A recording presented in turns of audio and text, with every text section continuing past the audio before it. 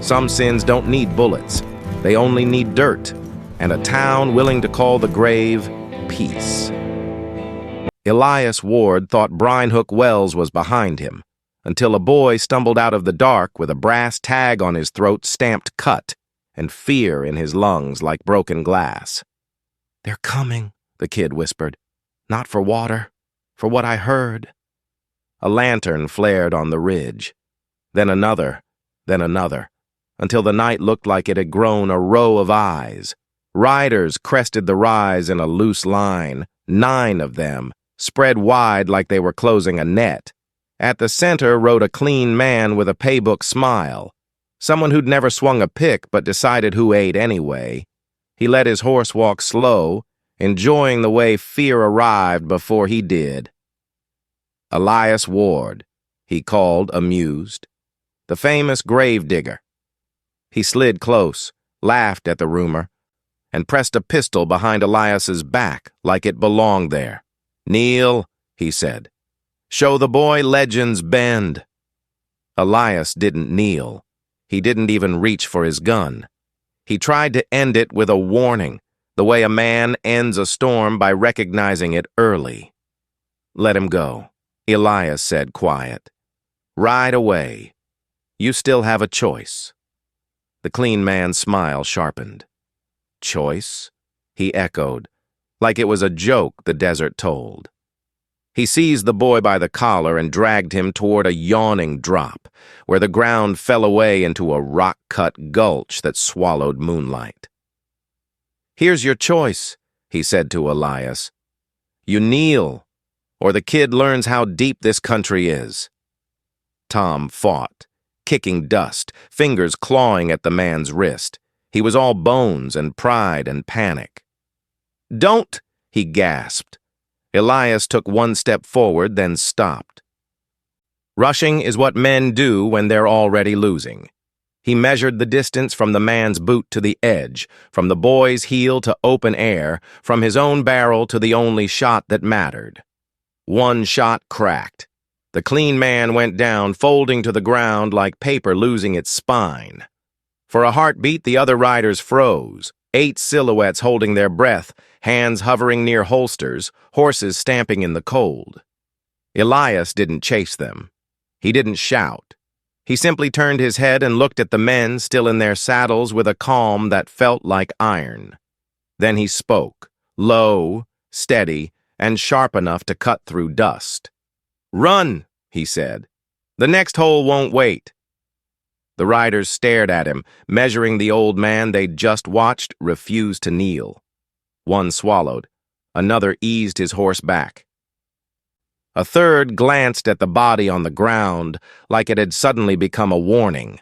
Then, without a word, they turned their lanterns away and rode off into the dark, fast, not brave, leaving the night suddenly too quiet.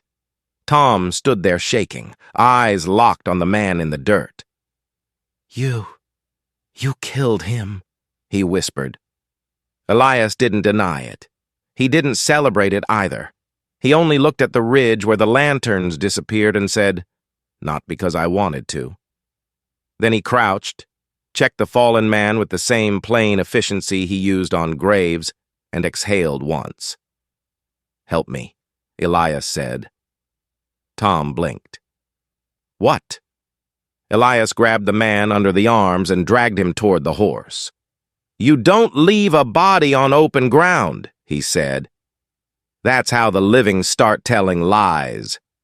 He hauled the dead weight up, tied it across the saddle like a sack of ore, and tightened the knot until it held. Then he swung up without drama and looked down at Tom. "Walk," he ordered.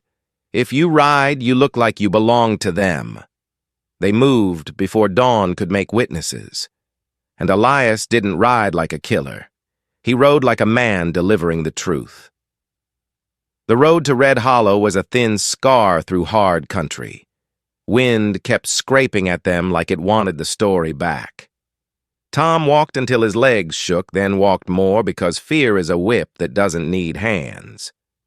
Elias didn't speak much, but he listened for hoofbeats, for the wrong birds, for the silence that means men are near. Once, far behind, a hawk screamed and lifted off in a panic. Elias's eyes narrowed. "Off the road," he muttered. Tom stepped into scrub as Elias guided the horse into a shallow wash.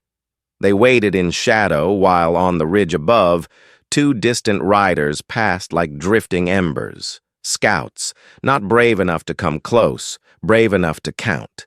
Tom's voice was barely air. "They didn't stop!" Elias's answer was stone. "They're not here to fight me," he said. "They're here to report I exist." By sunrise, Red Hollow appeared, sitting in a bowl of rock and dust, coughing iron into the sky. Men paused to watch the old gravedigger ride through with a corpse strapped behind him. No one asked questions out loud. In Red Hollow, questions were how you ended up under the ground. Elias stopped at the graveyard on the edge of town, where headstones leaned like tired men and the soil was thin, stubborn, and angry. He swung the body down, laid it on the ground with more respect than the man had earned, and took his shovel from the saddle. That's when the chapel door creaked. A preacher stepped out in a black coat that looked too clean for this land.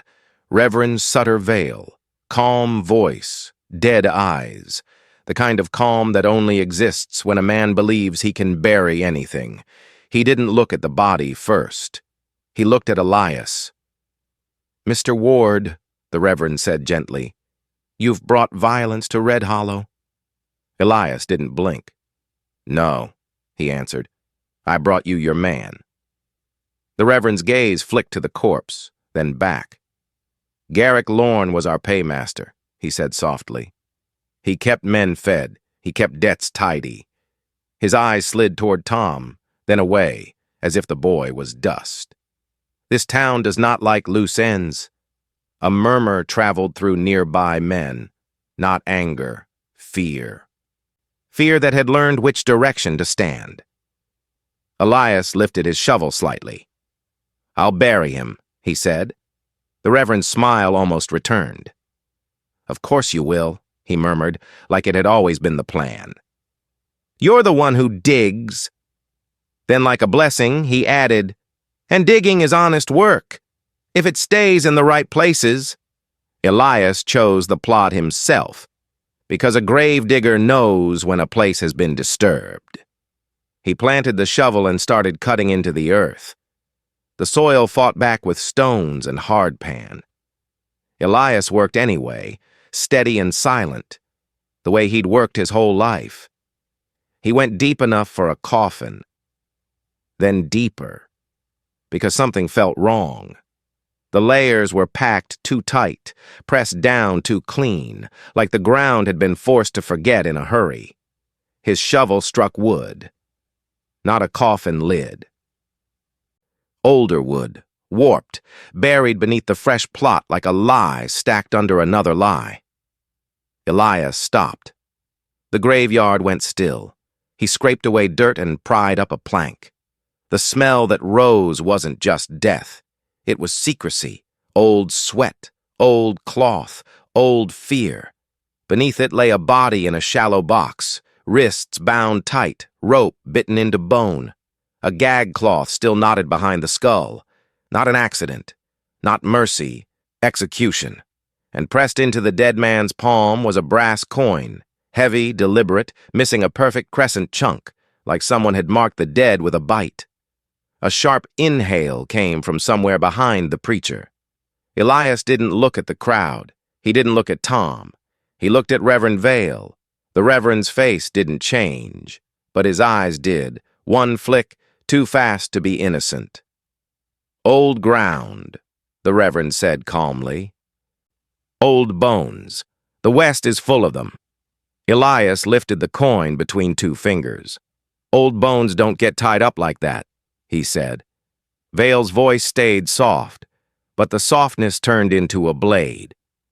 "Mr. Ward," he whispered, "put it back." Elias didn't. For the first time, Vale's calm didn't reach his hands. He raised 2 fingers, barely moving, and men behind the headstones stepped forward with rifles that had been waiting like prayers.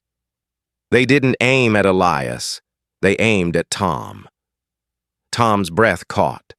Vale leaned closer to Elias, as if offering comfort. "You can be a legend," he murmured. "Or you can be an old man who watches a boy get buried while he's still breathing. Put the coin back. Close the grave. Let the town forget."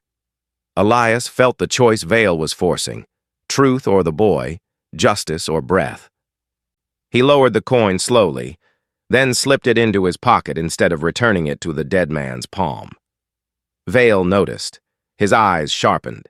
Elias lifted his empty hands. "Fine," Elias said. "I'll close it." Vale's smile returned, thin as wire. "Good," he whispered, "because Red Hollow survives by forgetting." They made Elias finish the grave the way they wanted. Garrick's coffin laid above the hidden box like a lid over a lid. As Elias shoveled dirt back down, every clod landed like a lie being sealed. Vale spoke a prayer over the ground that sounded clean enough to fool God. Then Vale turned and gestured for Tom. "Take the boy," he said.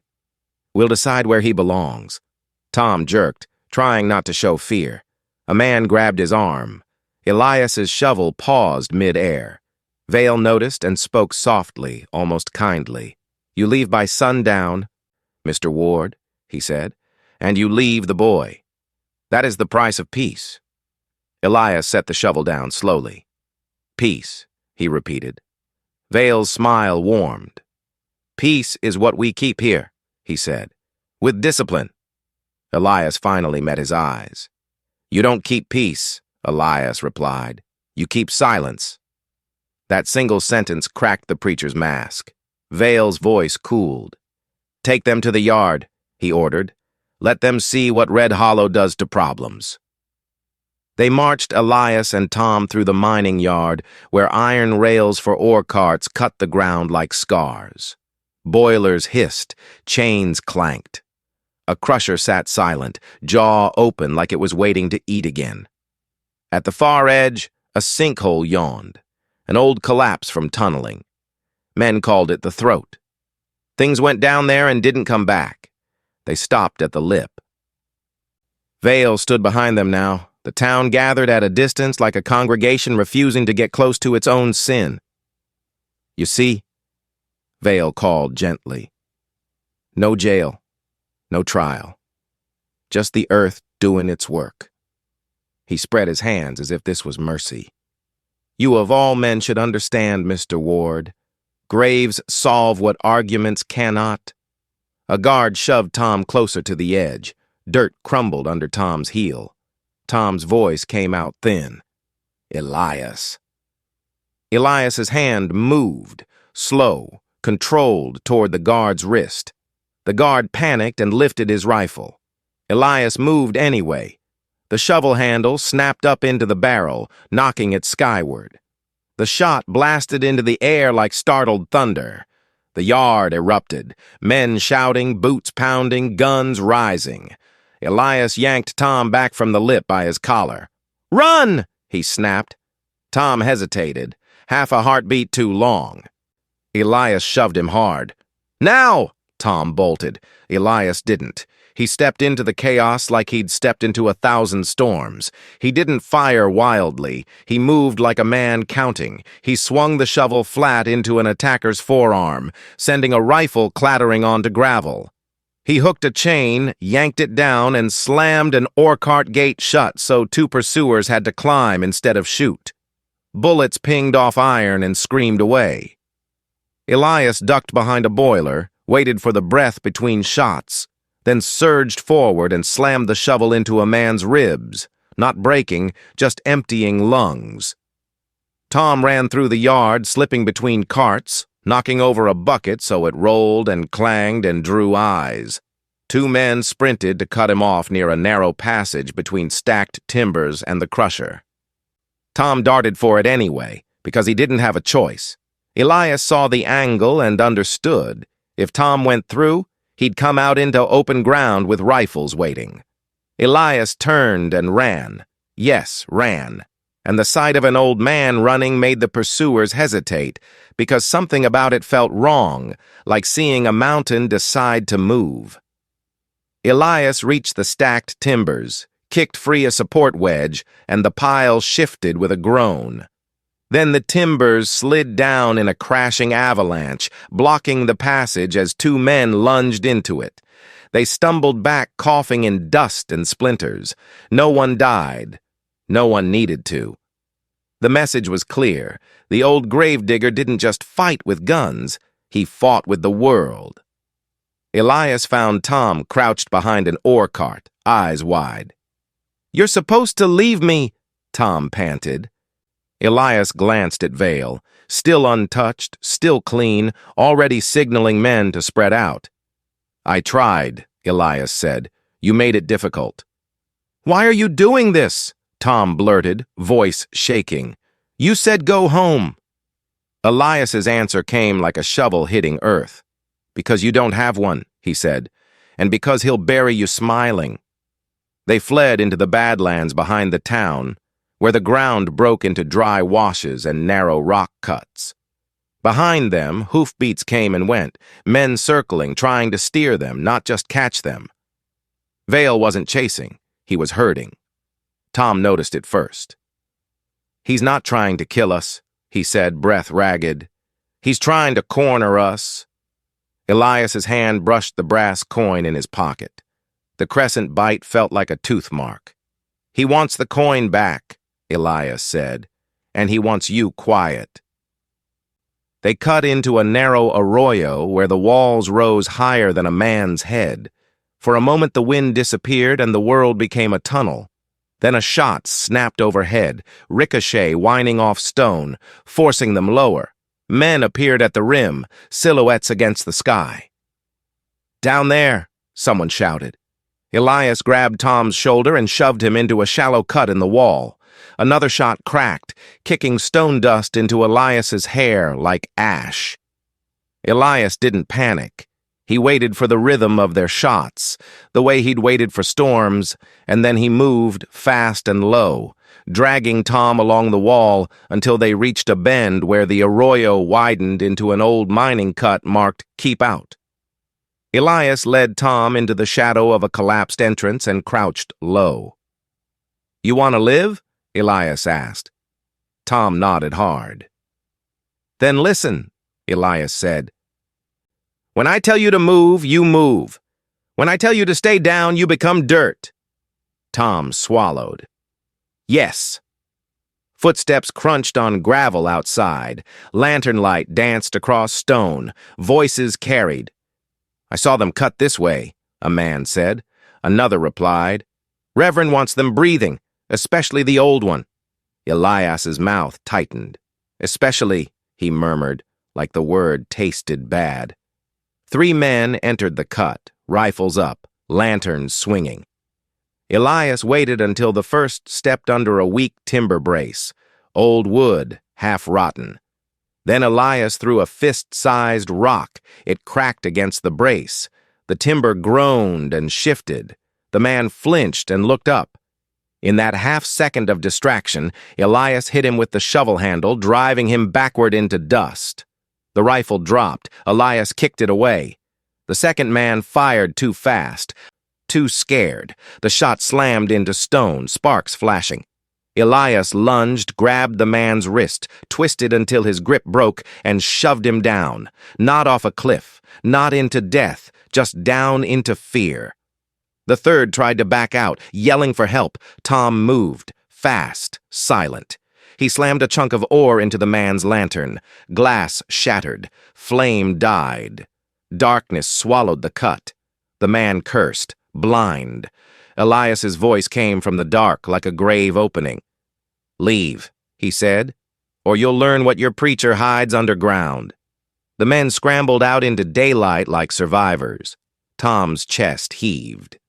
"I did that," he whispered, surprised. Elias looked at him, just once. "Good," Elias said. "Do it again when it matters." More lanterns gathered outside, more boots. And then, at the edge of the cut, Reverend Vale arrived, hands folded, coat still clean, voice still gentle. "Mr. Ward," Vale called, "you're tired. The boy is tired. End this quietly." Elias stepped into view, shovel in hand, dust on his face like war paint. "Quiet is your favorite word," Elias said. Vale smiled. "Quiet keeps people alive," he replied. Elias's eyes narrowed. "Quiet keeps you safe." Vale's smile held. "Give me the coin," he said. Elias didn't move. Vale's voice softened. "You don't even know what it means," he murmured. "It's a mark for thieves, men who threaten the town's survival. We bury them so the rest can eat." Tom's voice burst out, raw. "That man was tied up." Vale's gaze flicked to Tom like a knife turning. "And you," he said calmly, "are a boy who doesn't understand the cost of keeping a town breathing." Elias took one slow step forward. "You don't keep a town breathing," he said. "You keep it choking." For the first time, Vale's calm cracked, just a hairline. He lifted his hand. Two riflemen raised barrels again, toward Tom. Vale watched Elias's body tense and smiled, satisfied. "There," he said softly. "That's the truth. You don't care about the town. You care about the boy." Elias stared at him, and for a moment the wind seemed to hold its breath. Then Elias spoke, low and final. "You want him?" Elias said. "Come get him."